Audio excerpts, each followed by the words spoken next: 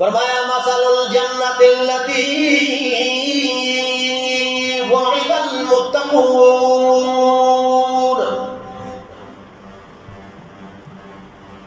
جنت کی مثال جنت ان لوگوں کے لیے ہے جن کا وعدہ متقین سے کیا گیا، متقی لوگوں سے کیا گیا۔ نماز کے اندر ہم مانتے ہیں اللہ اہدنا الصراط المستقیم، اللہ سیدھا راستہ عطا فرما، ہدایت عطا فرما، صراط مستقیم عطا فرما۔ ہر مومن مسلمان بنتا ہے، صرف غور نہیں ہے بلکہ زبان سے کہتا ہے ہر نماز میں۔ کتنی بہترین دعا ہے، اللہ اہدنا الصراط المستقیم، اللہ سیدھا راستہ عطا فرما، صراط الذین انعمت علیہم، اللہ ان لوگوں کا راستہ جن پر تو نے انعام کیا، جن پر اپنا فضل نازل کیا، رحمت نازل کی، مہربانی کی، اللہ ان کا راستہ چاہیے۔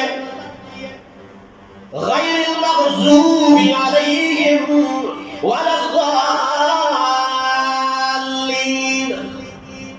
اللہ ان لوگوں کا راستہ نہیں چاہیے جن پہ تیرا غضب نازل ہوا، غصہ نازل ہوا، جن کو تو نے تباہ کر دیا، برباد کر دیا اللہ، اور نہ ہی گمراہوں کا راستہ چاہیے اللہ، جو گمراہ لوگ ہیں ان کا راستہ بھی نہیں چاہیے۔ 114 سورتوں میں اللہ نے ہدایت کا راستہ بتلایا ہے کہ ہدایت ہے کیا، اس لیے فرمایا ھدی للمتقین، اللہ سیدھا راستہ عطا فرما۔ ہر نماز کی ہر رکعت کے اندر سورہ فاتحہ کو لازمی قرار دے دیا تاکہ تمہاری عبادت ایک دعا کے اندر آئے نا کہ اللہ ہمیں سیدھا راستہ عطا فرما۔ اللہ نے فرمایا تم سیدھا راستہ مانگتے ہو، قرآن کے شروع میں بھی تعارف ہے اور بتلایا گیا سیدھا راستہ مجھ سے مانگو۔ نماز کے اندر بھی سیدھا راستہ مانگا جا رہا ہے، اللہ سیدھا راستہ عطا فرما۔ اللہ نے فرمایا کھول قرآن، الف لام میم ذالک الکتاب لا ریب فیہ، یہ جو کتاب تمہارے پاس موجود ہے یہ یاد رکھنا اس میں شک و شبہ کی گنجائش نہیں ہے، کوئی غلطی والی کتاب نہیں ہے، کوئی عیب والی کتاب نہیں ہے، عظمت والی کتاب ہے، رفعت والی کتاب ہے، شان والی کتاب ہے۔ اللہ ہم کو ہدایت مانگ رہے ہیں، قرآن تعارف کرنے کے بعد فرمایا ھدی للمتقین، قرآن پڑھتا جائے گا اللہ تمہیں ہدایت کی سیڑھیوں پہ چڑھتا جائے گا، ہدایت تمہیں ملتی جائے گی۔ اب قرآن کے قریب آئے نا اور پھر اللہ سے ہدایت مانگے، اب ہدایت کہاں سے ملے؟ اس لیے نبی ہمارے پاک صلی اللہ علیہ وسلم نے فرمایا فَمَنْ ابْتَغَى الْهُدَىٰ فِي غَيْرِهِ أَضَلَّهُ اللَّهُ، جو قرآن کے بغیر کسی اور راستے سے ہدایت حاصل کرنے کی کوشش کرے گا اللہ اسے گمراہ کر دے گا۔ آخری خطبہ کے اندر فرمایا تَرَكْتُ فِيكُمْ أَمْرَيْنِ لَن تَضِلُّوا مَا تَمَسَّكْتُمْ بِهِمَا كِتَابُ اللَّهِ وَسُنَّتِي، دو چیزیں تمہارے اندر چھوڑ کے جا رہا ہوں۔ آخری خطبہ میں فرمایا اگر اسے تھامے رکھا دنیا میں کبھی ذلیل اور رسوا، ناکام و نامراد، گمراہ نہیں ہوں گے۔ ایک اللہ کی کتاب چھوڑ کے جا رہا ہوں اور دوسرا اپنی سنتیں چھوڑ کے جا رہا ہوں، یہ اللہ کے نبی پہلے بتلا دی۔ تو یہ قرآن ہدایت ہے متقی لوگوں کی، اور جو قرآن پڑھے گا، قرآن سمجھے گا، ہدایت ملے گی، ہدایت ملے گی تو کامیابی ملے گی، کامیابی ملے گی تو جنت ملے گی۔ اس لیے فرمایا مثل الجنت التی وعد المتقون، یہ جنت کی مثال ہے جس کا متقی لوگوں سے وعدہ کیا گیا کہ جنت کے وارث متقی لوگ ہیں۔ اللہ اس جنت کا تعارف کو کروائیے نا، فرمایا فیہا انہار من ماء غیر آسن، فرمایا اس میں ایسی پانی کی نہر ہوگی، ایک نہر پانی کی نہر ہوگی، فرمایا غیر آسن آسن جس کا ذائقہ کبھی تبدیل ہونے والا نہیں. پاک پانی کی فقہاء نے کچھ علامتیں ذکر فرمائی ہے کہ اس پانی کے ساتھ وضو جائز ہے. ایک ہے رنگ، بو، ذائقہ. ایسا پانی جس کا رنگ بھی تبدیل نہ ہوا ہوگی، جس کا ذائقہ بھی تبدیل نہ ہوا ہوگی، جس کی بو بھی نہ آتی ہو، وہ پانی پاک پانی ہے. اس سے غسل بھی کر سکتے ہیں، وضو بھی کر سکتے ہیں. دنیا کا پانی ایسا ہے کہ ایک جگہ پر ٹھہرا ہے تو اس میں تغیر تبدیلی آ جاتی ہے، یا اس کا رنگ تبدیل ہو جاتا ہے، یا ذائقہ تبدیل ہو جاتا ہے، یا اس کی بو تبدیل ہو جاتی ہے، بدبو آ جاتی ہے. لیکن اللہ کریم نے فرمایا فیہا انہار من ماء، جنت میں متقی لوگوں کے لیے ایک ایسی نہر ہوگی جو پانی کی نہر ہوگی. لیکن پانی بھی کیسا پانی؟ فرمایا غیر آسن، جو کبھی تبدیل ہونے والا نہیں، یعنی جس کا ذائقہ بھی تبدیل نہیں ہونے والا، جس کی بو بھی تبدیل نہیں ہونے والی، جس کا رنگ بھی تبدیل ہونے والا نہیں ہے، ایسا پانی ہوگا، مصفا پانی. اور دوسری نہر وَأَنْهَارٌ مِّن لَبَنٍ لَمْ يَتَغَيَّرْ طَعْمُهُ، دوسری نہر دودھ کی نہر ہوگی. اللہ ہوگا، دوسری نہر دودھ کی نہر ہوگی. اور دنیا کے اندر اگر آپ دودھ خریدیں، ایک دن خریدیں، دوسرے دن خراب ہو جاتا ہے. اگر اسے فریج میں رکھا جائے تو اس کا ذائقہ تبدیل ہو جاتا ہے. بعض دودھوں کے اندر یہ ویسے کچھ بوٹیاں کھاتی ہیں تو ذائقہ آتا ہے، لیکن اللہ کریم نے فرمایا جنت کا دودھ ایسا مصفا ہے، صاف ہے کہ لم یتغیر طعمہ، جس کا ذائقہ کبھی تبدیل نہیں ہوگا. اور تیسری نہر وَأَنْهَارٌ مِّن خَمَرٍ لَذَّةٍ لِّلشَّارِبِينَ، شراب کی نہر ہوگی.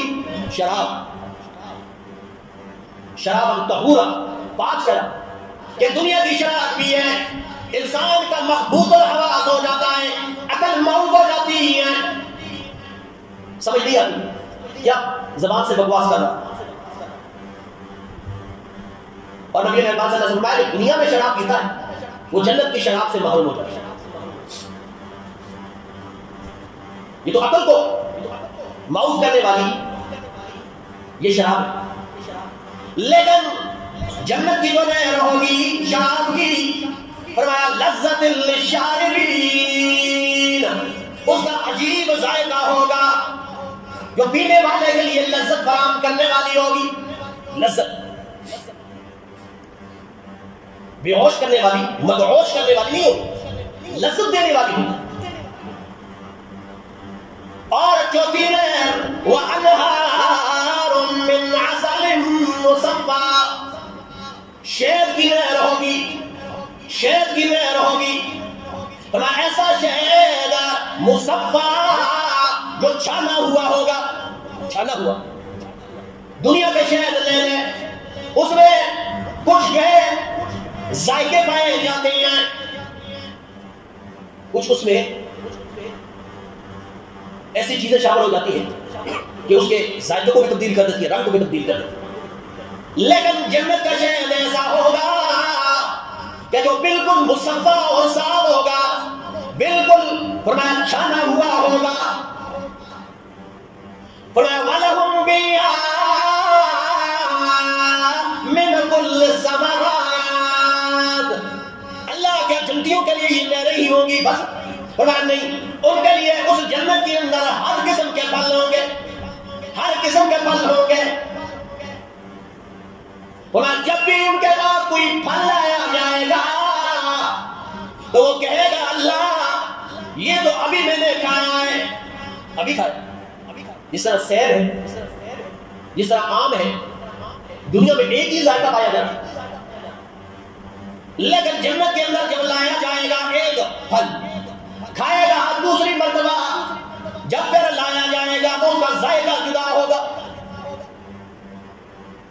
دیکھے گا تو کہے گا وہی ہے، لیکن کھائے گا تو کہے گا یہ تو نیا ہے۔ اور پھر فرمایا اللہ صرف یہ پھل اور فروٹ اور یہ میوے صرف ہوں گی، فرمایا نہیں، وَمَغْفِرَةٌ مِّن رَّبِّهِمْ، اللہ کی طرف سے مغفرت کا اعلان ہوگا۔ اللہ فرمائے گا جنتیوں آج کے بعد نہ تم مجھ سے ناراض ہونا، نہ میں تم سے ناراض ہونا ہوں، رضا کا سرٹیفکیٹ بھی مل جائے گا، اللہ خوش ہوگی۔ یہ ساری نعمتیں انعام ہے ایک متقی پرہیزگار آدمی کے، اور کتنے خوش نصیب ہوں گے وہ لوگ جن کو یہ ملیں۔ وہ صفات عالیہ رکھنے والے لوگ کون سے صفات والے لوگ؟ ہر بندہ جنت کا طلبگار ہے، ہر بندہ چاہتا ہے کہ میں جاؤں گا۔ یہود و نصارہ بھی دعوے دار ہے کہ جنت میں ہم جائیں گے۔ تو اللہ کے رسول صلی اللہ علیہ وسلم نے بعض خوبیاں، کمالات بیان فرمائے۔ وَلَٰكِنِ الَّذِينَ اتَّقَوْا رَبَّهُمْ لَهُمْ غُرَفٌ مِّن فَوْقِهَا غُرَفٌ مَّبْنِيَّةٌ تَجْرِي مِن تَحْتِهَا الْأَنْهَارُ وَعْدَ اللَّهِ لَا يُخْلِفُ الْمِيعَادَ۔ سورہ زمر، اللہ کریم نے فرمایا ہاں وہ لوگ اتقوا ربہم جو اپنے رب سے ڈرنے والے ہوتے ہیں، جن کو پرواہ ہے تو اپنے رب کی پرواہ ہے، دنیا کی پرواہ نہیں۔ دنیا کے خان وڈیرے ناراض ہو جائیں گی، ہوتے تو ہو جائیں، اللہ ناراض نہ ہو، اللہ کی فکر ہوتی ہے۔ لہم غرف من فوقہا، ان کے لیے بالا خانے ہوں گے جنت کے اندر، من فوقہا غرف مبنیۃ، اونچے محلات، اونچے کمرے، اور تجری من تحتہا الانہار، ایسی نہریں ہوں گی جو ان کے نیچے بہ رہی ہوں گی، اوپر مکانات اور نیچے نہریں۔ کیا عجیب نقشہ کھینچا ہے۔ اور نبی اکرم صلی اللہ علیہ وسلم نے فرمایا یہ کون خوش نصیب ہوں گے جن کے لیے ہوں؟ فرمایا دخلت الجنہ او اتیت الجنہ، ایک دن میں گیا، اللہ کے رسول صلی اللہ علیہ وسلم فرمایا جنت کے اندر، اور میں نے بڑا محل دیکھا۔ نبی اکرم صلی اللہ علیہ وسلم نے فرمایا فابصرت قصرا، میں ایک عظیم محل دیکھا، عظیم محل، بڑا حیران ہوا۔ نبی اکرم صلی اللہ علیہ وسلم نے فرمایا میں نے جبرائیل سے پوچھا لمن ھذا، یہ کس کا ہے؟ کون خوش نصیب ہے کس کا یہ محل ہے جنت کے اندر؟ تو جبرائیل امین نے فرمایا لرجل من قریش، یہ قریش کا ایک آدمی ہے، یہ اس کا ہے۔ میں نے کہا کون خوش نصیب ہے جو قریش کے اندر ہے؟ کون سا انسان ہے؟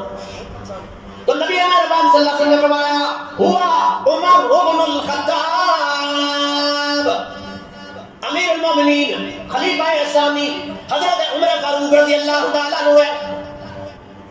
تو نبی اکرم صلی اللہ علیہ وسلم نے فرمایا اے عمر کو خطاب کیا، اے عمر فَأَرَدْتُ أَنْ أَدْخُلَهُ، میں ارادہ کرتا تھا کہ اس عظیم اور خوبصورت محل میں داخل ہو جاؤں، میرا ارادہ تھا، لیکن فَلَمْ يَمْنَعْنِي إِلَّا عِلْمِي بِغَيْرَتِكَ، تو میں علم میں تمہاری غیرت کی وجہ سے اس میں داخل نہیں ہونے دیا۔ کہ عمر ہے دین کے ہر معاملے کے اندر غیرت کرتا ہے، نہ خاندان کی پرواہ کرتا ہے، نہ کنبے کی پرواہ کرتا ہے، نہ اہل و عیال کی پرواہ کرتا ہے، حق گو انسان ہے۔ حضرت عمر فاروق رضی اللہ تعالیٰ عنہ رو پڑے اور فرماتے یا رسول اللہ بے ابی انت و امی، میرے ماں باپ پہ قربان ہو جائے، او علیکا اغار، کیا میں آپ پر بھی غیرت کرتا؟ آپ میرے محل میں داخل ہوتے جنت والے، کیا میں آپ بھی غیرت کرتا؟ تو عمر فاروق رضی اللہ تعالیٰ کے لوگ کا بعد ہے جنت کے اندر محل بنا، اور اللہ کے رسول بھی طلب کر رہے ہیں کہ میں داخل ہوں۔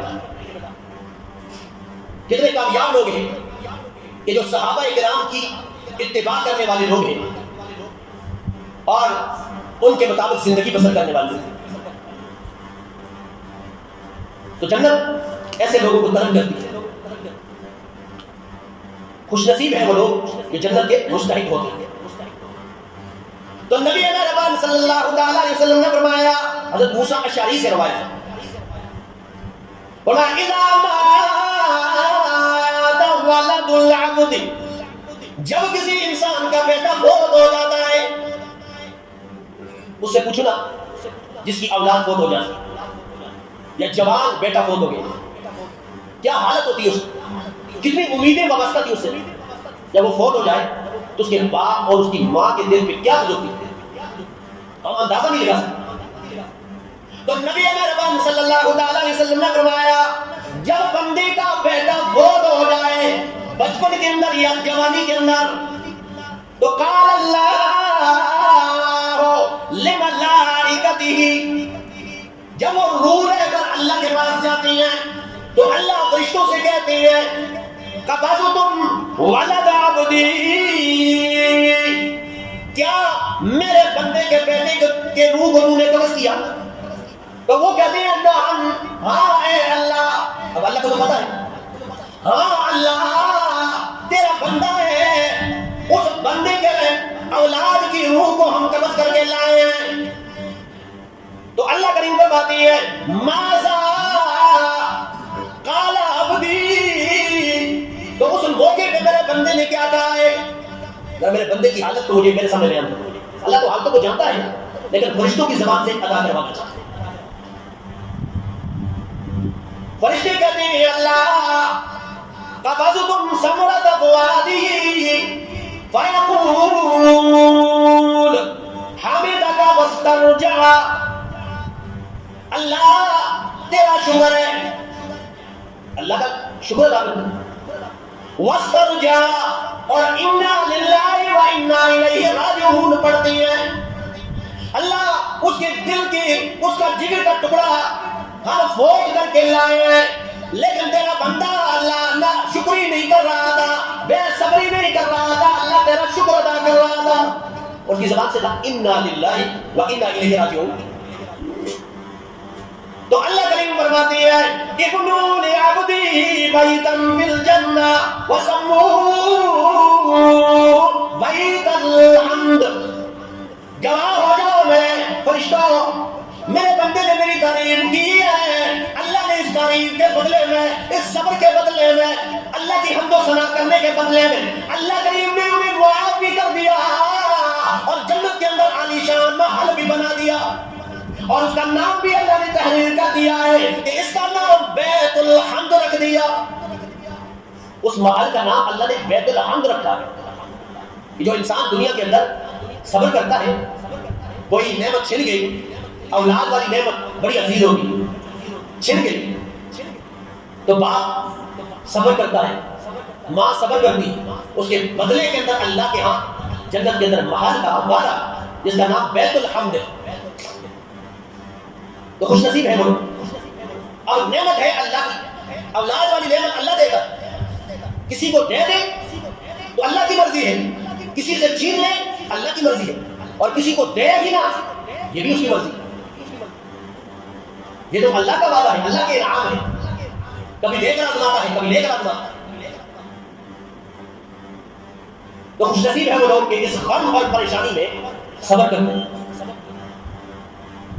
اور ام حبیبہ رضی اللہ تعالی عنہ فرماتی ہے کہ من صلی فی یوم، کہ نبی مہربان صلی اللہ علیہ وسلم نے فرمایا من صلی فی یوم ولیلۃ 12 رکعۃ، جو دن اور رات میں یعنی پورا دن 12 رکعت پڑھتا ہے، 12 رکعت پڑھتا ہے، خاص طور پر فرائض اپنی جگہ وہ تو لازمی ہے، ان کے فضائل اپنی جگہ پر، فرائض کے علاوہ 12 رکعت پڑھتا ہے، بنی لہ بیت فی الجنہ، اللہ جنت کے اندر اس کے لیے محل بنا دیتے ہیں۔ اب دن اور رات میں 12 رکعت کون کون سی؟ فرمایا اربعۃ کالقول الفجر، 4 رکعت ظہر سے پہلے اربعۃ قبل الظہر، ظہر سے پہلے 4 رکعت، ورکعتین بعدہا، اور 2 رکعت ظہر کی نماز فرض کے بعد، یعنی سنتیں،